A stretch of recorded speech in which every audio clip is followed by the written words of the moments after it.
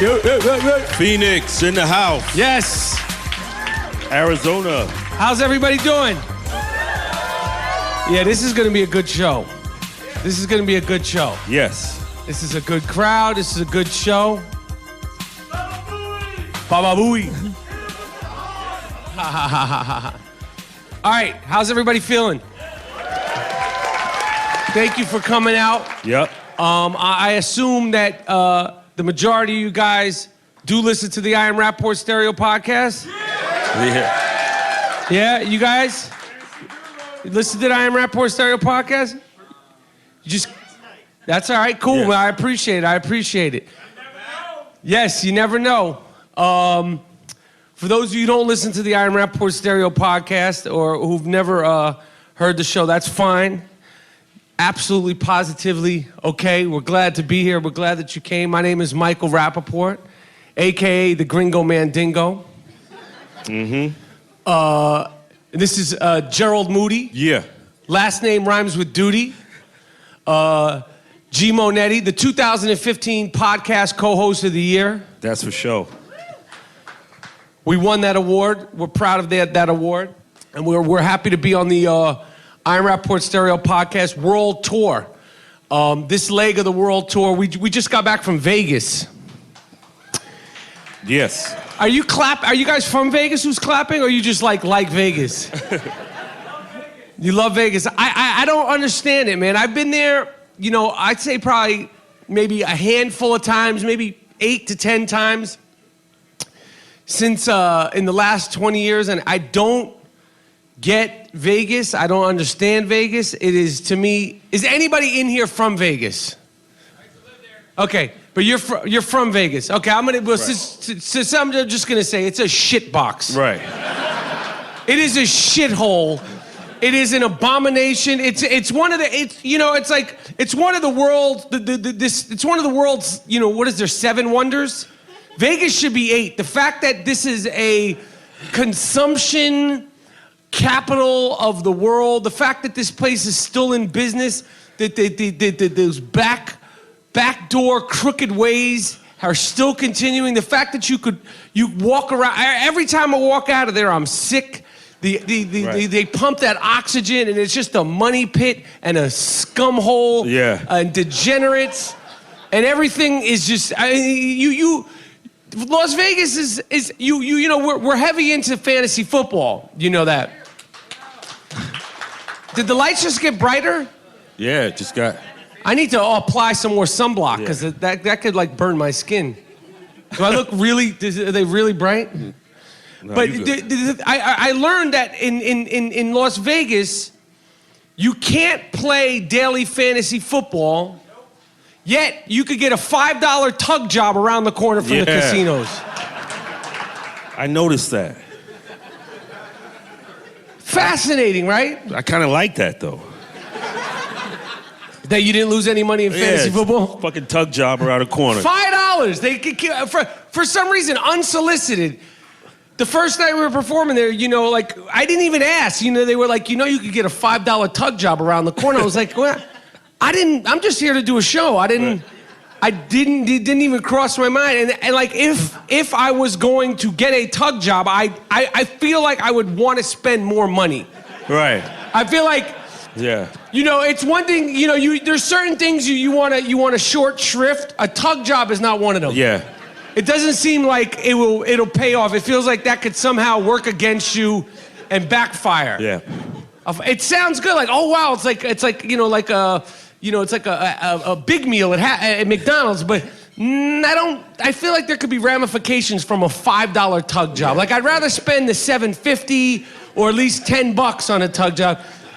And I don't know why you're telling me. I don't know if I had a look about me, because you had one person tell you that too. Like, they said there was a $10 tug job spot. Yeah. I've never heard of no shit like that. I know. Yeah.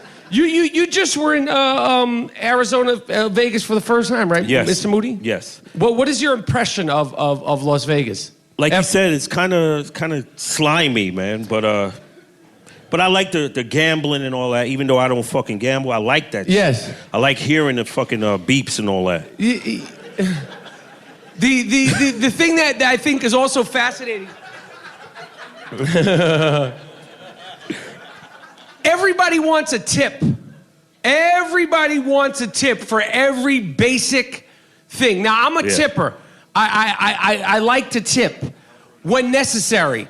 Like, the cab is right there. I don't need you to get me that cab that's right there, motherfucker. Yeah. You're whistle. not getting a tip. I could just go, yo, taxi. Instead, you go, yo, taxi. And then you want $5. Get the fuck out of here. They would tip you for everything. Every single thing. And it's not just in the casinos. It's like part of the culture. Like, everybody thinks they should get a tip. Before anything. Before the work. Before the work. Like, we valeted the car. And the guy took the car, and as he was, before he drove over, he said, I work for tips. I said, motherfucker, you haven't parked the car yet. Yeah, you ain't do shit yet. Do something, and then maybe, like, if the car comes back unscratched, then maybe we'll give you a fucking tip. Yeah. Not just to take the car there and... Arrogant motherfuckers, man. It's just a shiesty shithole, and they're looking for suckers. I resent that. Yeah. I know that I have a sucker face. I know probably the fans of the Iron Rap, I talk about it. I have a face. It's been a lifelong thing that I've struggled with. There's something about my resting face. Like people have a resting bitch face? I have like a resting sucker face. Like I could take advantage of you. Like, I don't know what it is. I think that's why I sort of overcompensate with, my disposition. But there's something about my face that people think is just like asshole. Inside, I don't feel that way. Right. But you look... like an asshole. Yeah. Like, I could take this guy for everything he's worth. How you guys doing over there? Good? Good? Everybody's good? All right. If anybody... I'll talk about that. Fantasy football, I lost my fantasy... I'll go league by league. I'm in this money league... with a bunch of like music business people, and I won that league, which was good. And then I'm in this charity league that Alice in Chains, what's the guy's name from Alice in Chains? Jerry Cantrell. Jerry Cantrell and Duff from Guns N' Roses, and it's charity. There's no money. And I played Rich Eisen, and he beat me. And then in the Stern League, it's still going on. So what I was gonna ask is if, don't interrupt the show like a fucking lunatic, but like in maybe like 8 or 10 minutes, somebody could tell me if Andrew Luck and T.Y. Hilton, how they're doing in the game. Because that's my Stern League, and I'm playing Scott the Engineer, he's like a low-key player, so I don't really mess with him. But that's the league that means the most. In fantasy. It's a low-scoring game right now. So good. No, that works for me because he has. I'm done. I'm done because I don't want to alienate the non-fantasy football people, but that fuck Aaron Rodgers, he ruined it for me. Aaron Rodgers killed me today. I'm gonna bench his ass. I don't care. That'll get you benched. I'm benching his ass. It's already done. They were like, well, you can't, what if the matchup next week? I don't care. I have resentment to this fucking guy, man. It's too much. Like, just be sufficient. Just be a pro. Just be a pro, man. I don't care what you did 8 years ago. Is everybody in here Cardinals fans? Wow. Good. No, some. But Brooklyn? Boston? All right. I said Cardinals. I don't want to hear your fucking life story. Word. I said Cardinals fan. I didn't say it like the Seahawks or the Chargers.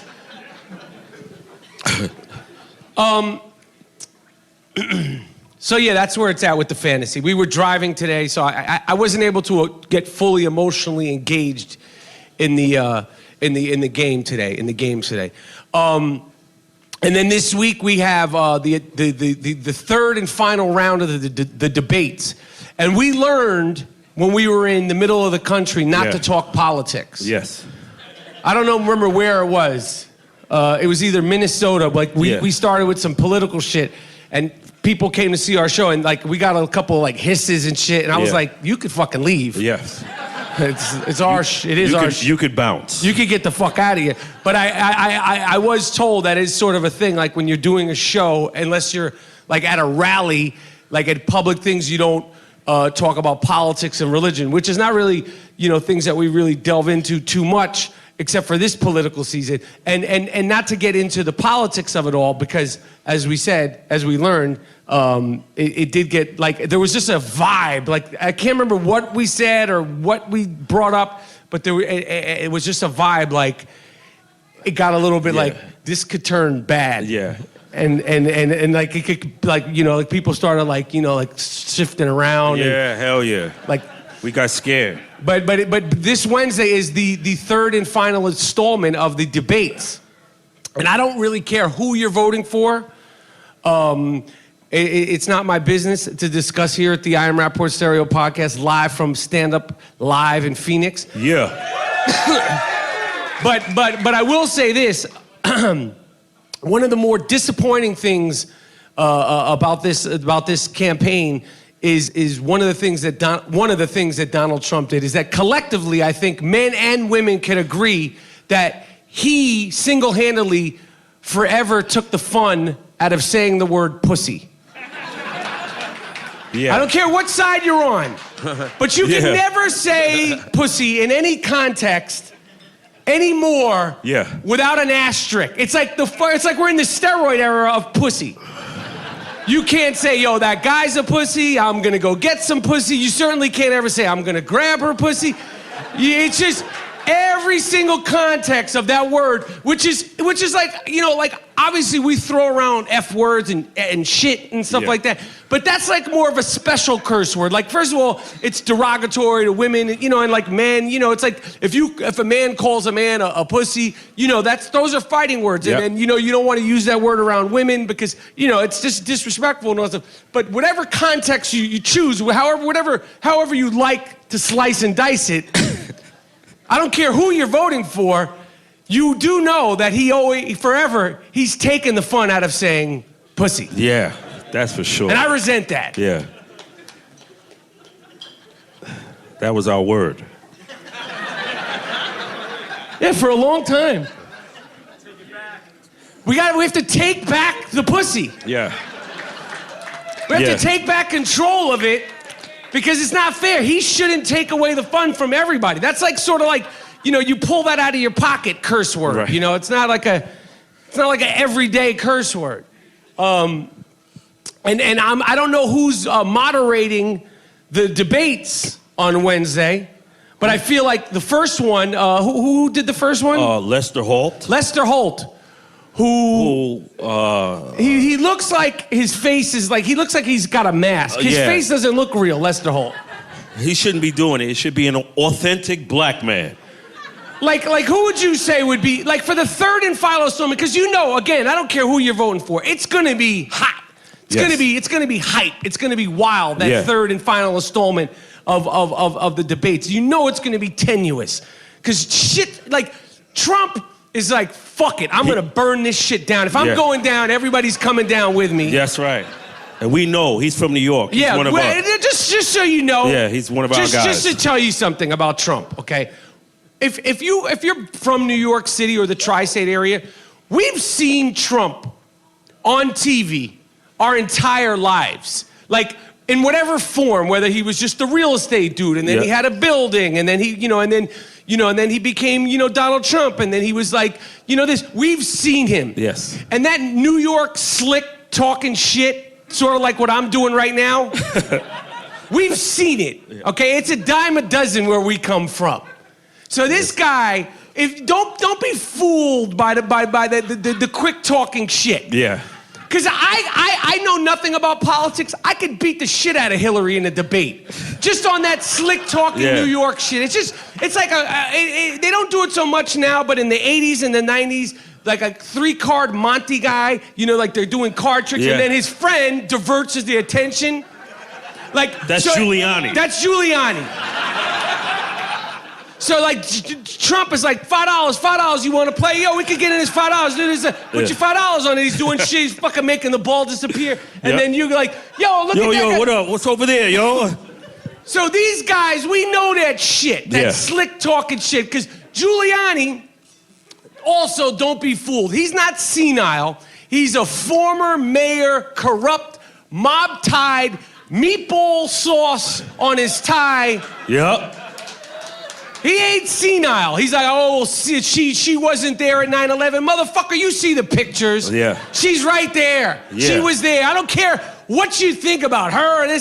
Don't try that shit. Yep. So, that doesn't fly. Like, in New York City, the 5 boroughs, which is a very small place, we're not impressed with all that bullshit. For sure. Trust me. We want to fucking take their citizenship away from New York. We don't want them back. We're ashamed of these fucking guys. Yeah. Word up. New York City, these guys are making us collectively look bad. The two of them. These 3-card Monty. Slicksters. We'll see. We'll see what happens. We'll see what happens. It's very, now he's saying he wants a drug test because she's pumped up. Yeah. See that language? Yeah, that's our shit, man. I got to admit, see, like him saying Hillary was pumped up, that just sounds funny. Like she's pumped up on something. That's that New York shit. Yeah. We know what it is. See, don't be fooled. That New York fast talking, lock her up, and you can't get a word edgewise on him. If it was another, that's why I don't care. Bernie Sanders, see, he's a Brooklyn Jew. Yeah. You're not going to be able to out-talk Bernie Sanders. Nope.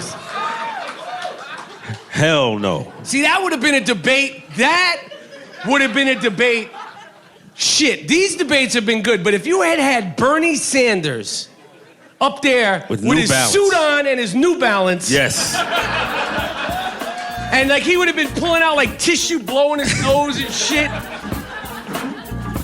That would have been a fucking debate. Yeah. Hillary should have just to get that. Now, you talk about must-watch TV. As good as these would have been, Bernie would have been fantastic up there with him. Bernie knows. Bernie knows the deal. Mack Weldon. It is hot. But today, when I landed in the heat, I was wearing my Mack Weldon boxer briefs and a Mack Weldon t-shirt. Made Pima cotton, soft ass Pima cotton. Soft ass. Soft ass Pima cotton. MackWeldon.com is another proud sponsor of the I Am Rapaport podcast. Mack Weldon socks with personality, without personality, soft, quality, underwear, t-shirts, boxer shorts, briefs, boxer briefs, long sleeve t-shirts, well-made, New York company. How are you enjoying your Mack Weldon products, G. Monetti? Yo, when I put the boxer briefs on, I like how the Pima, the softness is around my hips. And my loaf is tightly tucked in. So it makes me feel like I got some exotic shit on. Yeah, and sometimes you don't even feel like you got anything on at all. That's what I've noticed. Yeah. If you go to Mack Weldon, MackWeldon, and you punch in the promo code Rapaport, Rapaport, you get 20% off. Damn. Your not 2%, not 5%, not 15%, 20% off your purchase. MackWeldon.com. That's a good deal. Yo, I am so particular about underwear, socks, and t-shirts. The I Am Rapaport podcast, we copywrote soft-ass t-shirts. We invented that. That's right. When I say soft-ass t-shirt, I fucking say it. I mean it. We mean it. A lot of people that are listening have I Am Rapaport soft-ass podcast t-shirts. So when I tell you that Mack Weldon has soft, well-made, well-manicured, that's right, comfortable products, check it out, MackWeldon.com.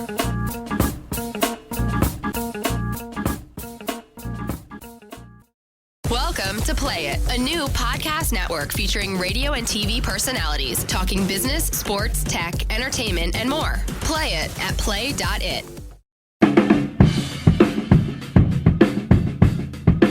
How's everybody doing in the back? Yeah. You guys at the back. Good? I'm gonna take some questions. A lot of fans in here. Hardcore. Who got any questions? I'm just drinking my ginger ale. You don't want to see me on anything else. Yeah. I was going to wear my nose strip because I'm so dried up from the Las Vegas, the smut oxygen. They say they pump oxygen. I don't know what kind of oxygen they're pumping through there, but it dried up my snot box is all fucked up. There's a question right there, sir. Okay, yeah, what's the question? Yeah. Who'd win the debate, Trump or Bill Clinton? You brought me a nose strip. Trump or who? Bill Clinton.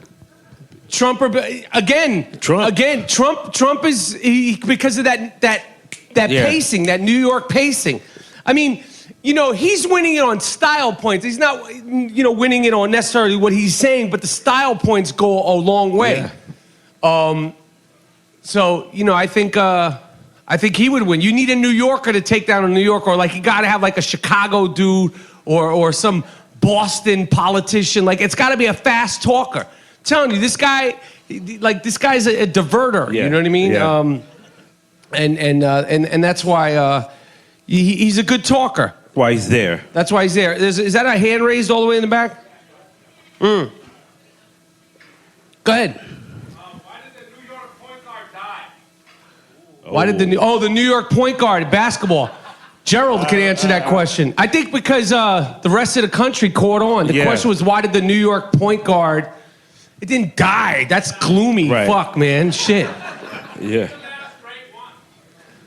The last great one was probably Stephon Marbury, right? Yeah. I know. It's It died. Where are He's you right. from? Shit. Yeah, motherfucker. I know. He's like. Don't shit on New York out here, B. We got to go see last night. We got to go see Mike Tyson. Yeah. And it was incredible. We saw his show, and he's doing his one-man show again, which he did all over the world and on Broadway, and it's like a theater about the size of this. And then we were backstage chilling with Mike. Yes. And Moody, you never met Mike Tyson before. Never met him. And he's got such a calm, cool disposition. And he's from my neighborhood in Brooklyn. Right, you had a conversation with him. Yeah. How did that go? It was great, man. Mike Tyson, we was talking about Brooklyn that we know, and now that you have people in common. You know people that know. Of course, man. He was a terror in Brooklyn, man. He was stick-up kid. You knew the name Mike Tyson before? Yeah, in 8th grade, he was notorious for taking your fucking sneakers and shit. 85, 86, everybody got their fresh Adidas on and Lee's, and Mike Tyson was notorious for taking that shit. Did you tell him that last night? No. No. You don't want him to have a flashback. Yeah. Don't take my Timberlands, no. But he was known for that in Brooklyn. Just man, Mike was scary back in the days. Yeah, he's cool now. Yeah, he cooled out, but there is that little sort of button you just don't want to push. You could see the fire in his eyes. Yeah, you just don't want it to go the wrong way. But he's so calm and chill, and he's I was towering over him. Yeah. He's not a big guy, and you're yo, this dude used to be the baddest dude in the world. Yeah. And he's 5'9". Yeah. 5'9". And then he's still in good shape, but he's a little, he's a little he doesn't even look like if you didn't see the tattoo on his face, you could be like, man, fuck you to this guy. If you didn't, if you don't see him, he sounds like a Brooklyn Jew. Yeah, he has that. Yeah, right? a soft voice. Like a Brooklyn. Yeah, he's got that old. If you don't school. see him, he's a Jew. Yeah. Except for he's Mike Tyson. Yeah. When we say these Brooklyn Jews and all these things, don't feel uncomfortable. Yes. Because that's what I am. I'm a New York City Jew. I grew up with Brooklyn Jews. Yes. It's all it's family. It's a melting pot, you know, and it's and I think in this politically correct environment that's getting into what's that? Yay Jews. I thought you said nay Jews. Yeah, I'm a Jew too. Yeah. Oh yeah, Gerald just found out. Your DNA or Ancestry.com said I got a little piece in me, man. Shalom, motherfucker. Now, how did you take this test? You spit in the fucking cup.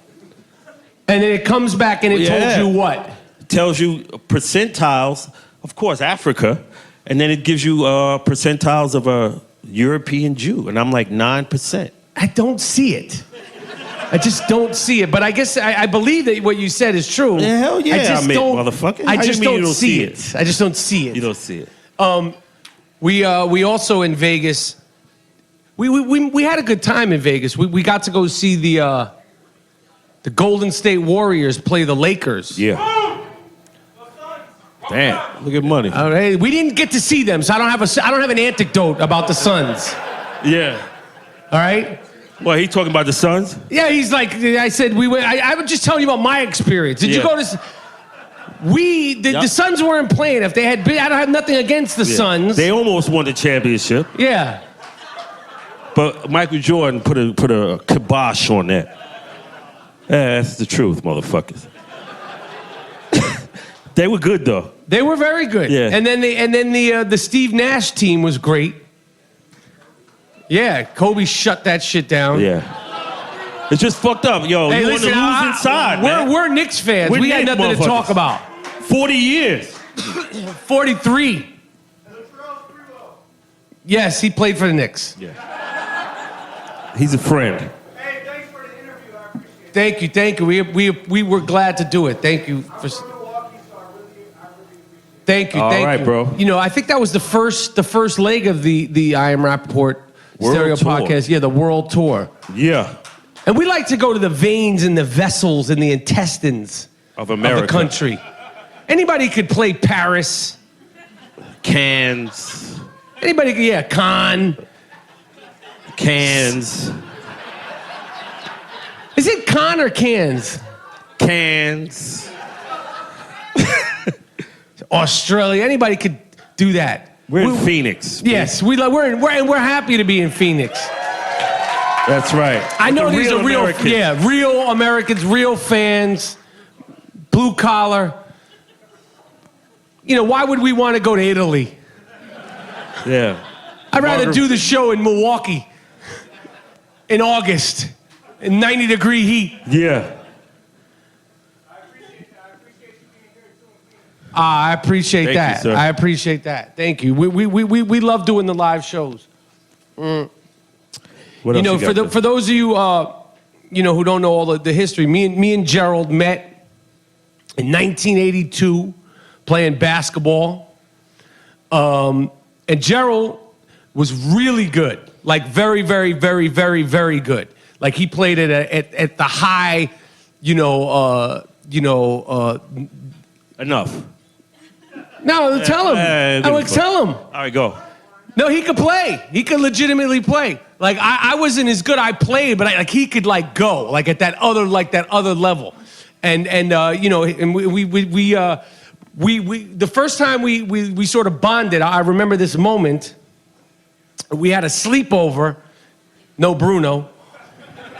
Please. 12, 13 years old. And we were in my apartment with my father, my brother Eric, Professor Eric. I have a brother who's a professor, if you could believe that shit. It's shocking. We're so different. And Gerald, you know, we were chilling, we were watching like Video Music Box or something like that, and Gerald said, "Yo, I gotta go take a dog shit." That's it. And it was a thing, you know, and then we've been podcasting, you know, off record ever since. I know. I was laughing. Jesus he went Christ. in and took the dog shit, and when he came out, I was still laughing. I don't know why. I thought that was so funny. Right. And here we are. Yeah, and here we are. That was the start of a fantastic partnership. Yeah. Anybody got any updates on the, Andrew Luck and T.Y. Hilton? But how many points does Andrew Luck have? Fantasy football, motherfuckers. T.Y. No, I'm gonna look. Can I look? Because they could. I could. This is painful for me to do this. Motherfucker. Damn, you got a lot of motherfuckers in here, right? Listen, this is. There's no feelings in fantasy. Oh. You lost, motherfucker! man. I lost. You lost. God damn it! Son of a bitch! Fuck! You lost. Ah, fuck, man.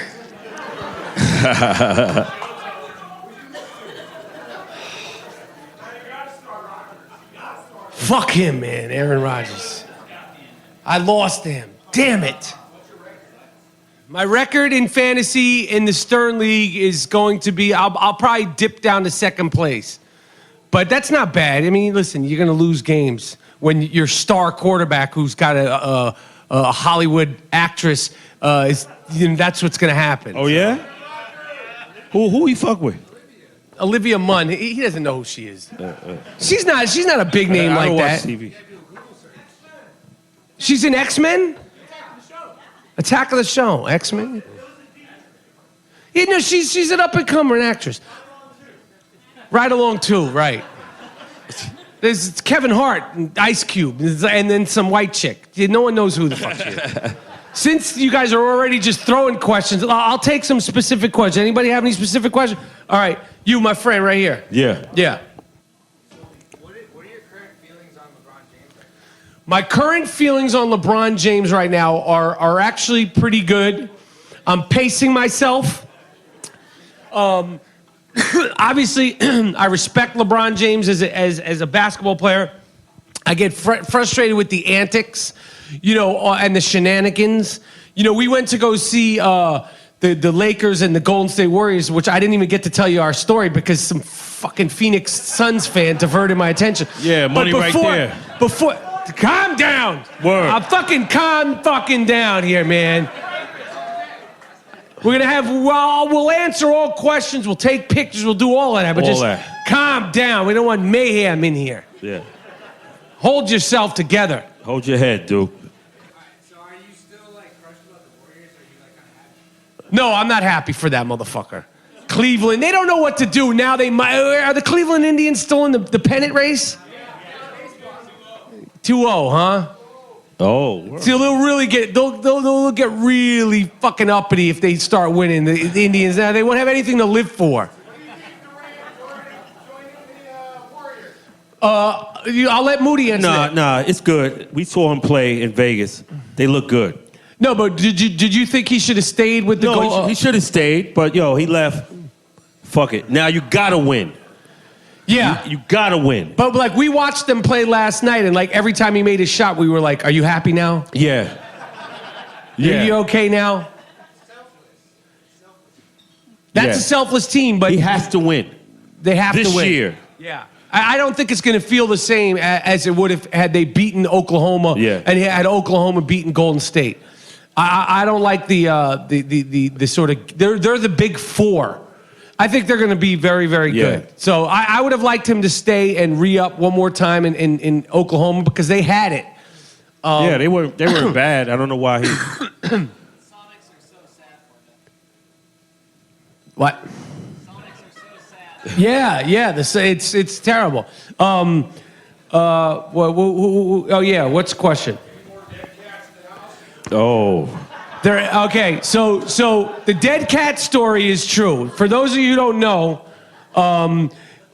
my block is infested with stray cats. It's not my fucking problem. Now, I love dogs. My mom is a cat person. I don't like cats. I don't trust them. I don't feel comfortable around them. I feel like they're dangerous. I don't judge people that are cat people, but I don't not judge you. Okay? I don't feel comfortable around cats. I feel like you just never know, and I had one almost try to bite me once, and I was being friendly to the little motherfucker. And they're scary, man. They're quick. I'm not. And they make me nervous, and everybody, who in here is allergic to cats? See, that's the thing. Yeah. It's it's just a problem. If you have cats and then there's half the audience that stand up live can't come over. That sucks. Right. If we wanted to have a party who has cats? Don't be a shy. You.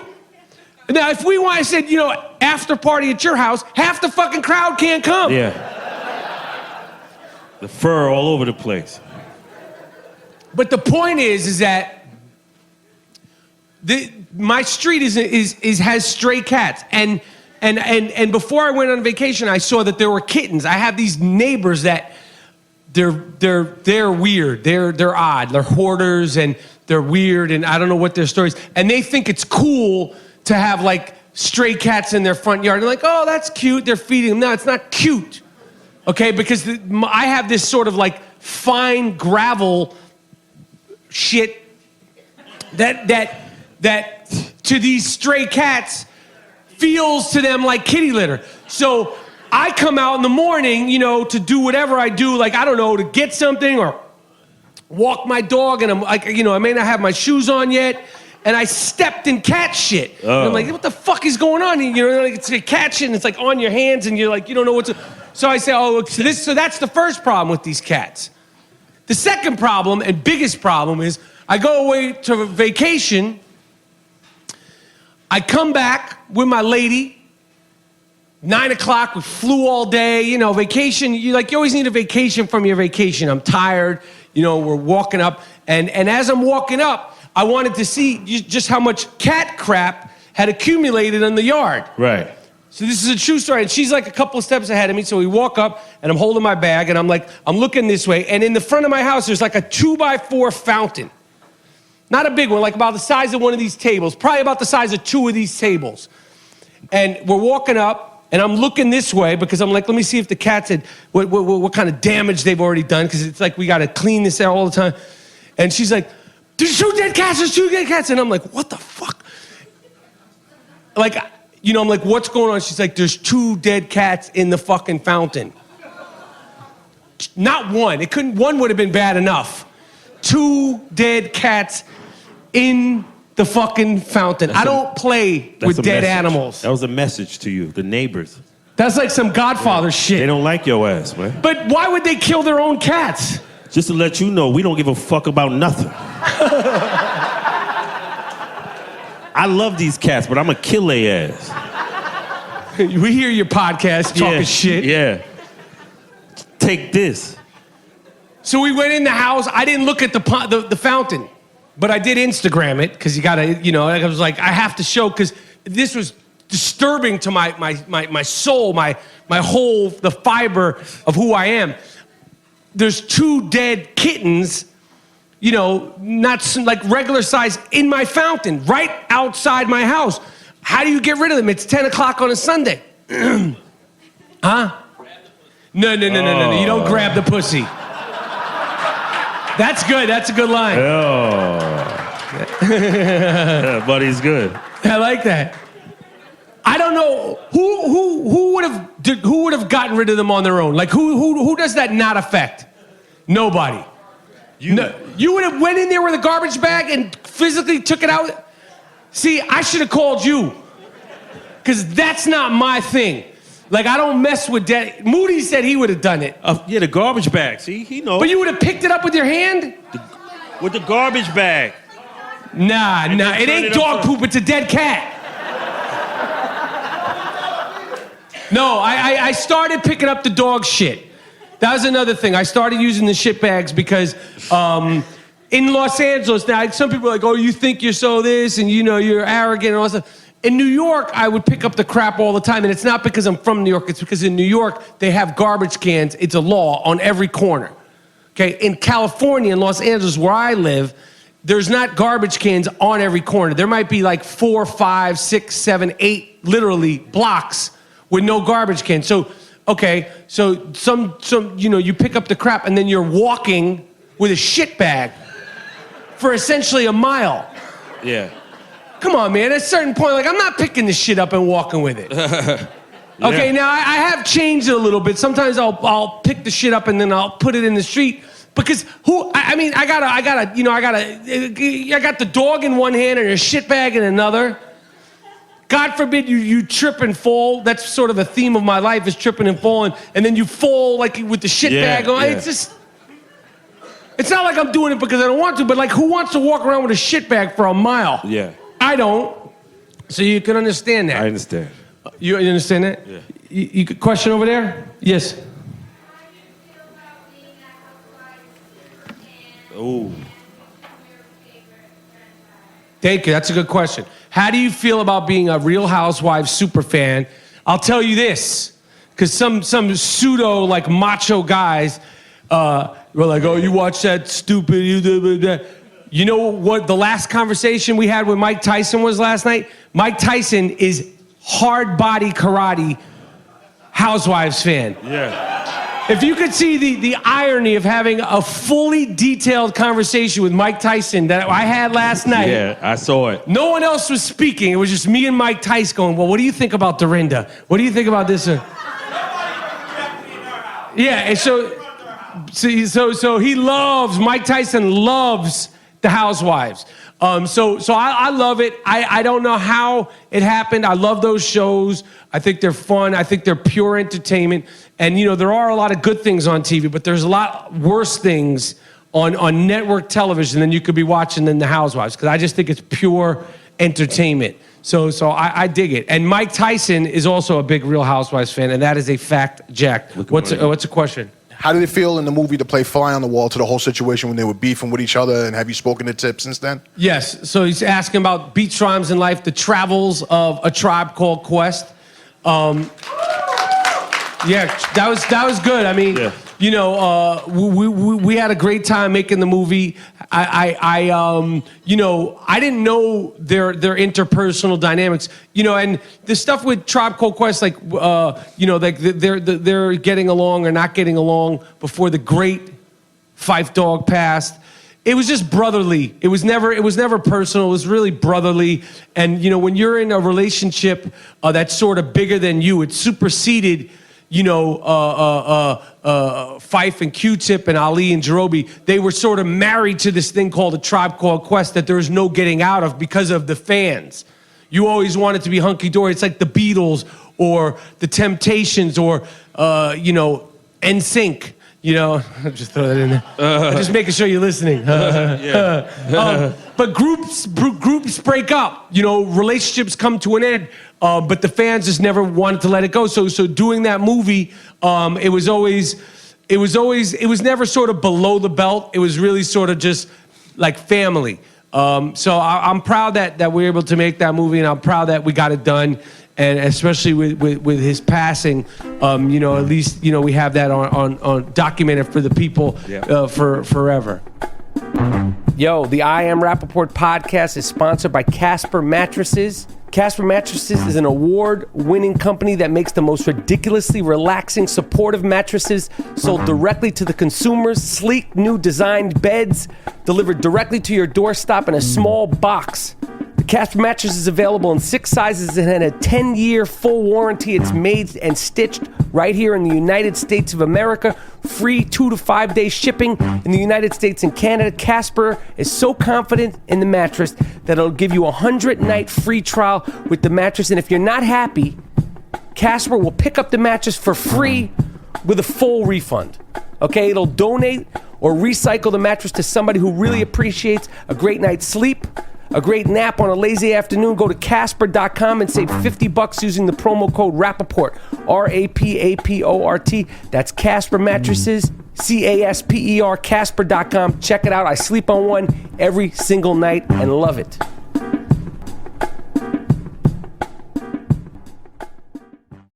Welcome to Play It, a new podcast network featuring radio and TV personalities talking business, sports, tech, entertainment, and more. Play it at play.it.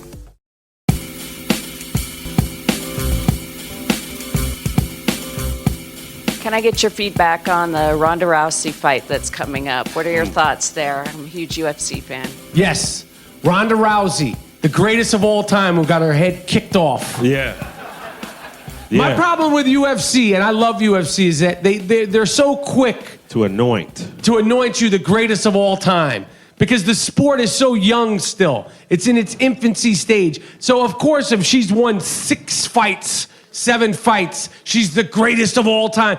And yes, she's a great breakthrough athlete. She's definitely one of the greatest breakthrough athletes for women, and she definitely brought female MMA to the mainstream. But to say that she's the greatest of all time, and there's like 6 other female fighters is ridiculous.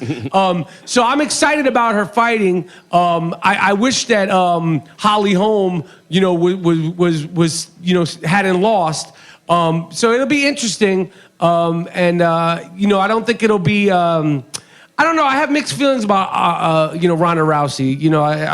But I think she's great for the sport, and I think she's a great role model. And obviously, she was a breakthrough athlete. But to say she's so great when she had, how could you be the greatest of anything when you've done it 9 times? I just think it's part of the branding, and it's part of it's a young sport. I sort of they don't really know how to.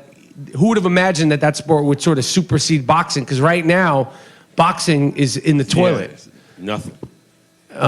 So in the back there, you. Yeah, you. In the spirit of debates, Yes. who's on the top of your list of all-time coxmen? Coxman. Oh. Stickman. Oh, well, that's very. It's hard to distinguish who the great Jeter. stickman of. Oh yeah, Jeter. You could throw Jeter. that name around, and Prince, fantastic stickman. Because Prince. he dressed as a lady. So Expound. think about a guy gets more women, and he's dressed like a lady. So you have to be number one. Well, Right? it's easy to say. It's You got a perm, you wearing high heels, and you got all the fly bitches. He was great. Prince was fantastic. He's not a rugged motherfucker. He had length in terms of his career was long. I got and Prince. the one thing that you can't misunderstand, because this term coxman, stickman, a stickman and a scumbag are 2 different things. Don't confuse the 2. Okay, a stickman, like the great stickman of his generation, Leonardo DiCaprio. Yeah. Fantastic coxman. And why he is this, it's not about the volume.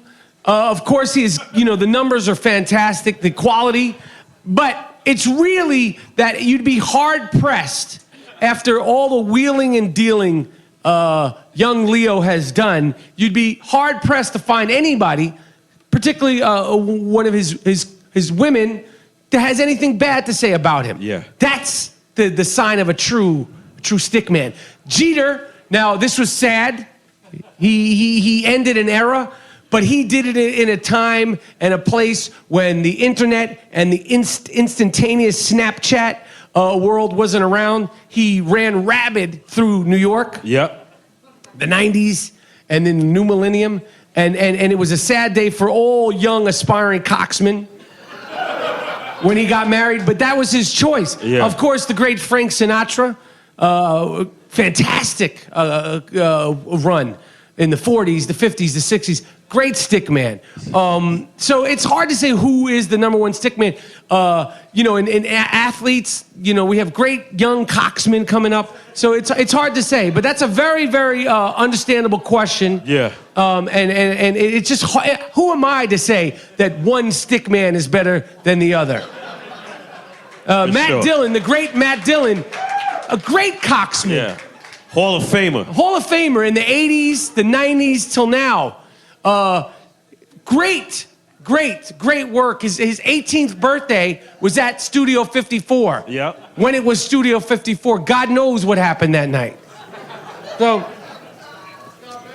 Scott Baio. Well, he fucked up when he really dropped the ball when he was at it seems so long ago, the Republican National Convention. I think his numbers are going to dip tremendously. Scott Baio had a fantastic run. Here's a forgotten, overlooked coxman, John Stamos.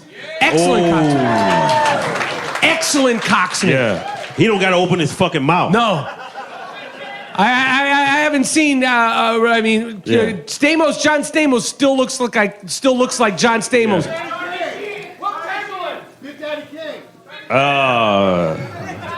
Maybe. These guys are on the lower list. We're talking about the elite of the elite. Burgess Meredith. Burgess Meredith.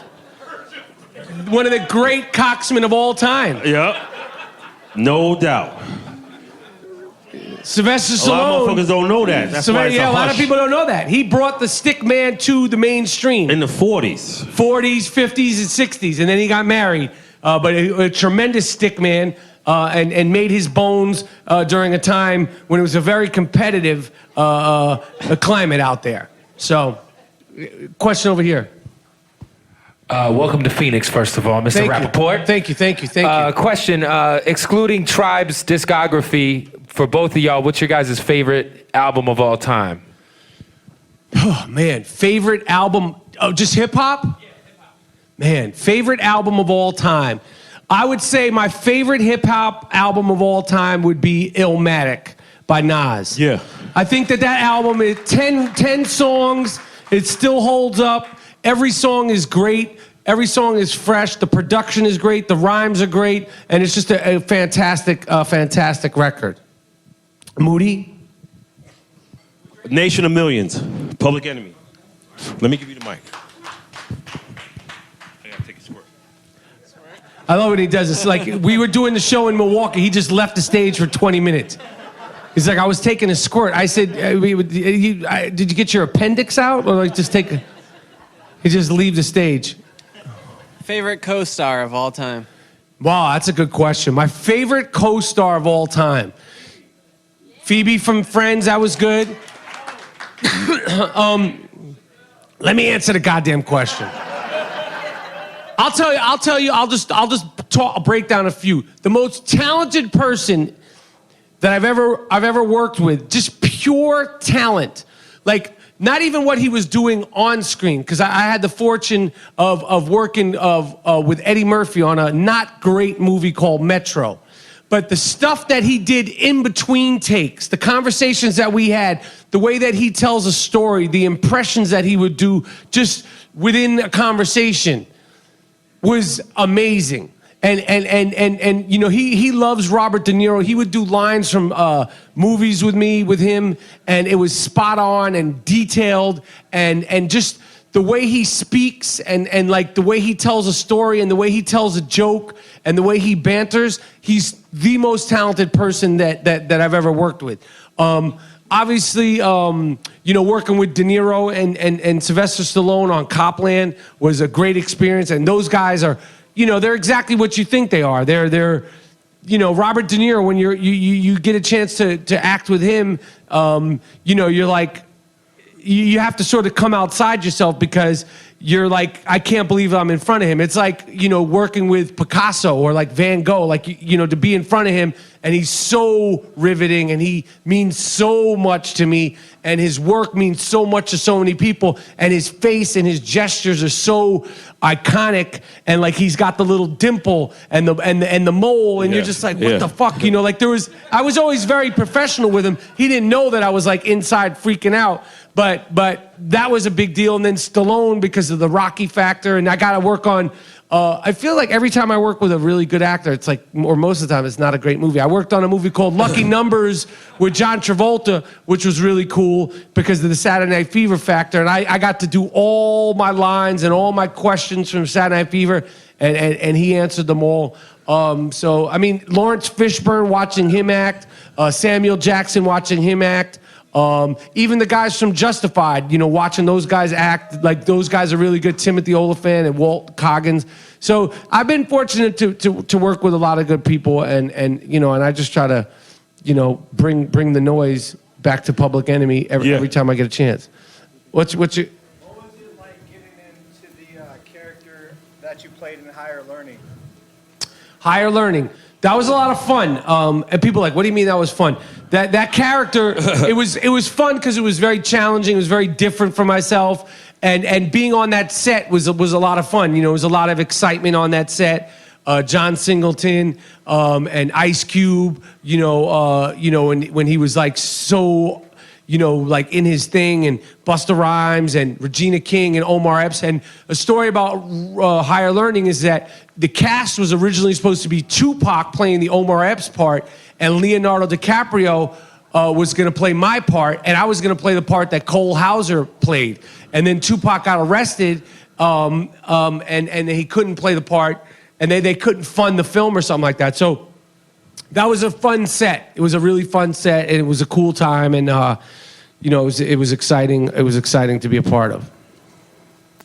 What did you do the night after you watched Tupac and Snoop meet? The night after the night after I met, I was there for, the question was, what did I do after I saw Tupac and Snoop meet, which was something that I was there, I saw that happen for the first time. I didn't do anything the night after, but I remember like seeing it at the Poetic Justice rap party I was at, and Snoop was Snoop, and he had just come out with Deep Cover, and I had just wound up meeting him, and you know, I told him like, yo, we love you in New York, and he was like, really, you know, and I was like, yeah, and he was like, I never even been to New York, and I was like, holy shit.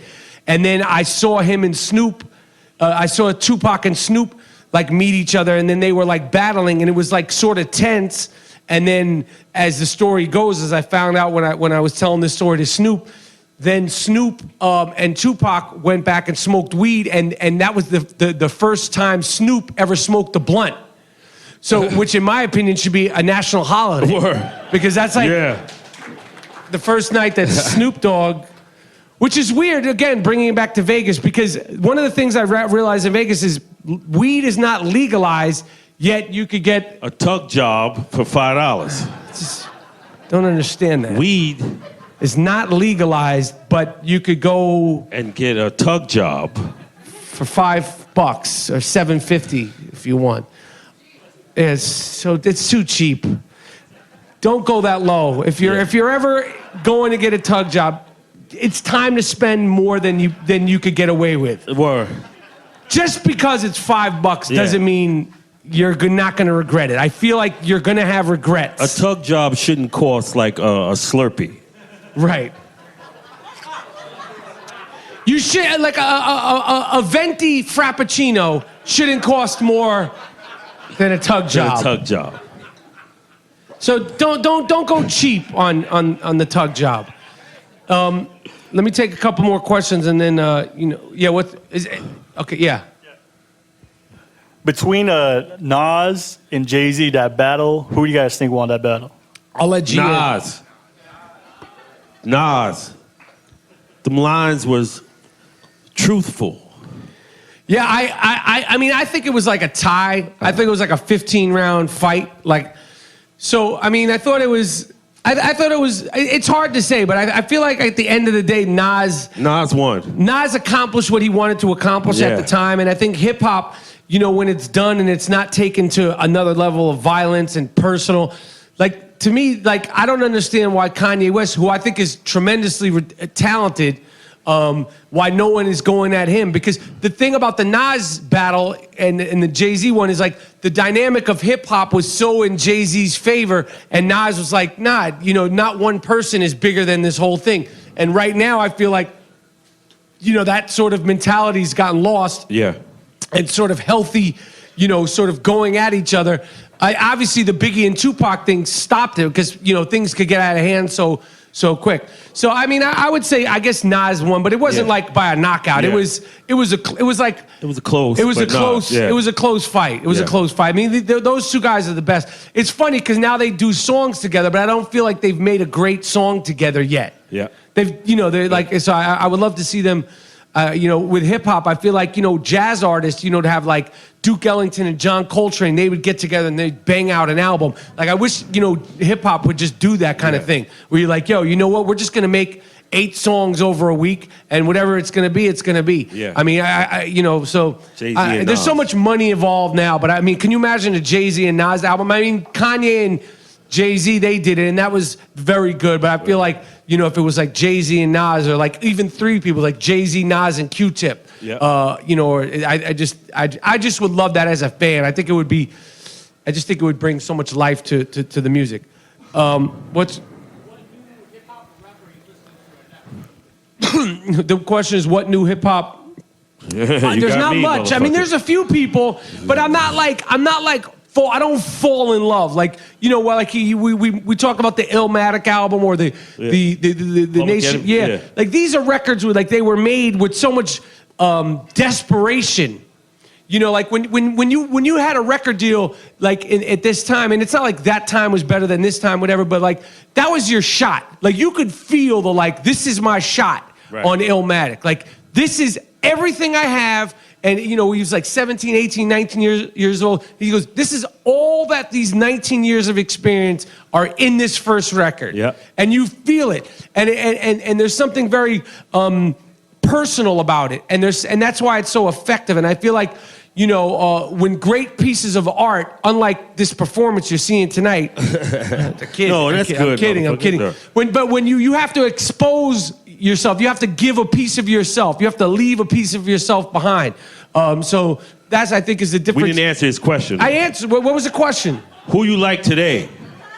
I don't love anybody, but there's people that I like. I like the Joel Ortizes and the Joey Badasses. Yeah. And, you know, and these guys. So Fat Joe. Yeah, Fat Joe. Fat Joe. We like Fat Joe. I'm all the way up. Yeah, that's a good song. So, you know, it's different. It's different now. It's just a different time. I'll answer one more question. Then, you know, we're going to hang around for the meet. I have a few more questions. What's the question? What's up? With many of the Stern staffers wanting to vote you out of the league, does that make you want to say, fuck them and get out of the league, or does it make you want to say, fuck you, I'm staying in the league? Oh, it makes me want to say, fuck you, I'll stay in the league. Oh, I appreciate that so much. Yeah, so the Stern League, you know, because my shit talking got the better of them. And it's really because I started winning. If I hadn't been winning the way I'm winning right now... Are you winning? I'm winning. I'm in second place. Now, I lost my game tonight, but in the league, I am winning. All right. Now, but a true shit talker has to be able to shit talk when you're on your hands and knees after a loss. Now, Scott, the engineer, he never partakes. He's a low-key dude. And because, I know who to mess around with. And the thing about the Howard Stern show is that it is a show.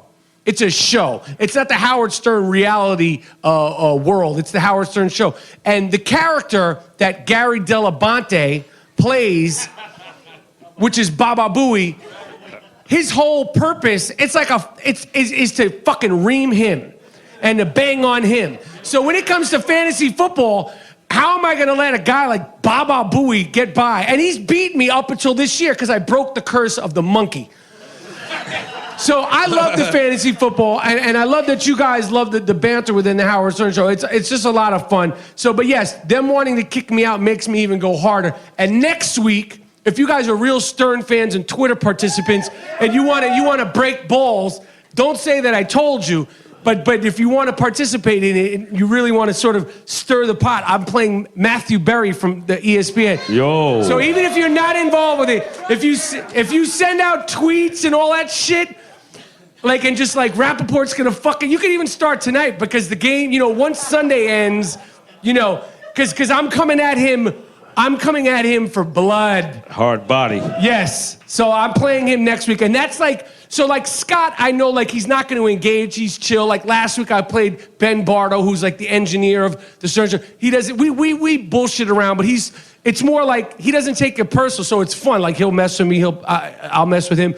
But Barry, he does not want to lose to Rapaport's Delight, a.k.a. That Thing's Big, a.k.a. Make It Stop.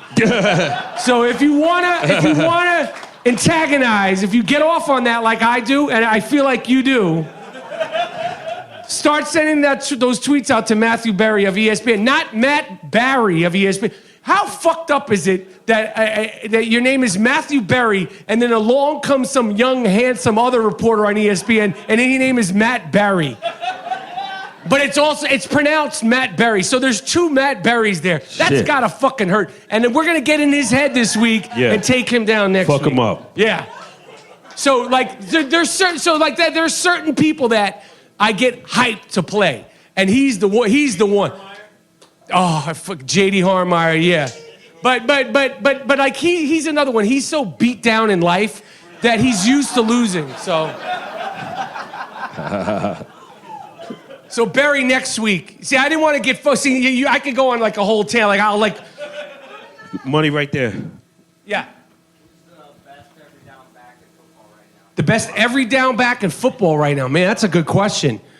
Well, it's got to be Le'Veon. Le'Veon Bell, even though he likes to get high, he's also the best MC in football. Elliott. No, Ezekiel's really good, but he had his stomach out at the draft. Yes. Ezekiel Elliott, yes. Who am I forgetting? David Johnson? He's really good too. I mean, there's like, you can't say one's better. I mean, there's like 3 or 4 guys. So I would say David Johnson. Le'Veon. Ezekiel. But Ezekiel's not a sort of a... He's a rookie. But he's nice, though. And we gotta see how it pans out because we forget. It was just a few months ago that he came to the draft. With his stomach out. Yeah. He don't want to be... McCoy, Shady, he kicked ass today, so... He don't want to be gendered. Remember. The rookie. Tony Romo shut it down. You should only take epidurals when you're having babies. Word. A quarterback should not be allowed to play. They want to do safety. If you need to get an epidural to take some snaps playing football, that should be illegal. Yeah. I want to play so bad that I can't feel from my neck down. No. Yeah. You need to sit your ass down. Hell yeah. For sure. And I don't know where Jessica Simpson is, but she needs to intervene. Like, stop. Enough is enough. You're 36. It's not like Tony Romo's like, I'm going to come back and we're going to do what we did when. You never took him to the promised land. You never just won. had a broken back and you want to come back and play? Just stop. You're a team guy. Let that man do his thing. They're winning. Just stop. I think Colin Cowherd, he played good today. I didn't see the game, so I couldn't tell, but I heard he played well. They threw a bottle at him. Yeah, they threw a bottle at him. Yeah. I mean, you got to think about this. They threw a bottle at him. There was T-shirts there with like his face on a target for crosshairs and this shit. I mean, you know, like this is insane. Yeah. This is insane. That's insane that somebody, you know, like we sell soft ass I Am Rapaport T-shirts. It takes a lot to like get the T-shirts, to make the T-shirts, to design the T-shirts, and somebody is so fucking nuts in this day and age. Huh? No, that's beyond that. To go out of your way, like you got to think about it. Like when we put together the soft ass I Am Rapaport Stereo podcast T-shirts, it's like a whole process. Like you got to get the design, and then you know they'll say, well, this one's $2 less, but it's not as soft. And I go, oh no, well that's we only sell soft ass I Am Rapaport Stereo podcast T-shirts. That's for sure. Now, I know that the person that made these Kaepernick T-shirts, he doesn't care about the quality of the T-shirts. He just likes the crosshairs. Right, he just wants to kill Colin Kaepernick but what he's doing is provoking well-needed conversation about the flaws in this country. Right. Not to get too heavy, but as far as Cap playing, I didn't get to see it. I know he did well. They lost, so it doesn't matter. It don't matter. You know, they got their asses kicked by the Buffalo Bills, by the Ryan brothers, who are probably now in Panama hanging out with the Van Gundy brothers. Yeah. And, you know, I feel like the part of that group now is the Bennett brothers. Like, what would you do to go on a cruise with the Ryan brothers, the Van Gundy boys, and the Bennett brothers steering the ship? That would be like a party cruise to go on. In the BX. Let me do one more question, and like I said, you know, we're gonna money right there. Kendrick or J. Cole? Kendrick Lamar or J. Cole. I think. Kendrick. Is that a real conversation? Yeah. Kendrick. Just say Kendrick and move on. No, but I like J. Cole. He's all right. But he's got some shit. He got some shit, but Kendrick, B. Okay, I'll do. Yeah. What's another one? Another question. All right, I'm gonna get another one. What? Based on everything that's in the news, the lawsuit, your boy Derrick Rose, your new Nick, Oh. is his fuck style too buck wild? Yo, let me tell you something. Instead of what? Listen. Me and G Monetti, okay, I'll just use us as an example. We've been friends since we're 12, before we even started messing around with girls. Before we had pubic hairs. I don't know what you had. I had pubic hairs then.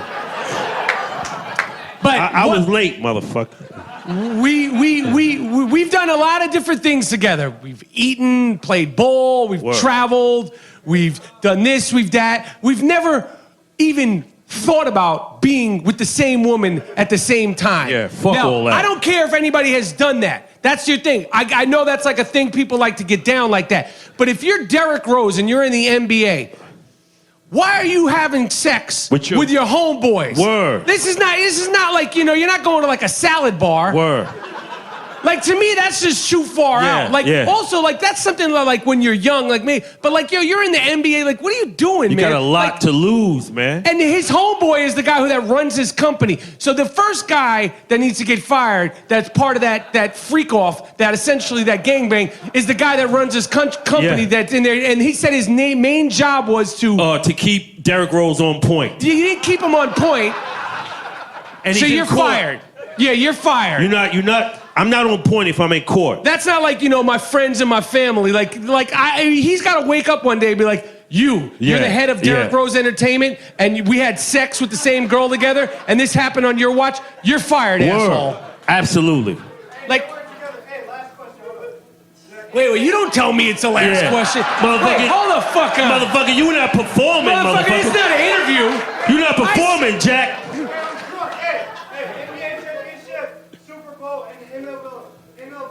All right, MLB, I have nothing. We don't fuck with I want baseball. Chicago to lose because I just feel like they won't know what to do if they win. 1908. Y'all losers, man. My prediction for the NBA championship is the Golden State Warriors. I think they're going to pull it out. You're not winning the championship. Go Suns, too. They have 7 guys that played for Calipari, that snake oil salesman. You're not winning shit. Cory Booker. What's the motherfucker? No, what's his name? Cory. That motherfucker's 16 years old. What's his name? Booker. Yeah, I like him. Yeah, he's nice, though. He's nice. great. He couldn't even get in here. Yeah. We tried to invite him. He said, I can't get in. They serve drinks. Word. So my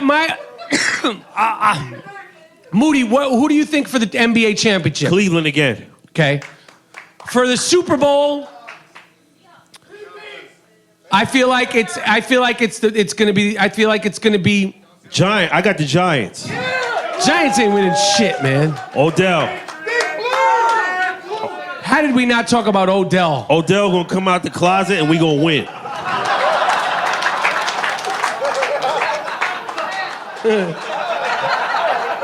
Watch what I tell you. I think the Patriots are gonna win, or the Vikings. Patriots cheat. We're not. I'm so done with the goddamn Deflategate and the Boston and the Tom Brady. He's a cheating fuck. But they're good. So I think either or. But it's all injury based. I think the Vikings, Denver's still good. I mean, it's gonna be. It's good. They're tough. Nah, B. The Vikings are tough. I'm gonna take one more. Somebody give me a good question. And we'll shut it down. Is it a good question? I think so. Okay. All right.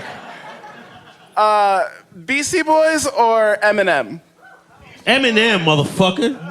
Well, it's hard to compare because one's a group. You're saying as far as quality, like Rhymesmith. Yeah. But Eminem. I can listen to. I'll say this.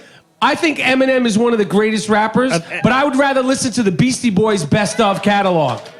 I feel like Eminem's songs, in terms of the beats that he's chosen, to me, and I could say he's one of the best rappers, but skill. It's like you could say like Ornette Coleman, right? He's a great, but I don't necessarily want to listen to it. You know what I mean? So for me, I'd rather listen to 20 Beastie Boy records than 20 Eminem records. I can't fuck with you, dude. I hear you. All right, yo, this is the I Am Rapaport Stereo Podcast. We're going to hang out. I appreciate it so much that you guys came. Thank you so much. Thank you so much. All right?